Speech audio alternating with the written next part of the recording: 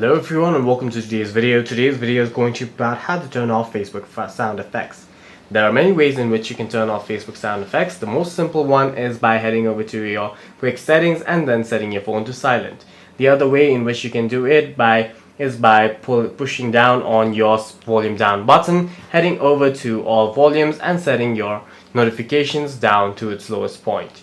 The other thing that you can do is head over to settings on your head over to Facebook on your device. Once you're inside Facebook, simply tap on your profile icon and then tap on the three lines at the top left of your screen. Once you're here, tap on settings and privacy, tap on settings and then scroll down to find notifications and toggle push notifications off for all of these, after which you'll not get any sound effects from Facebook. For any further questions, please feel free to leave a comment down below.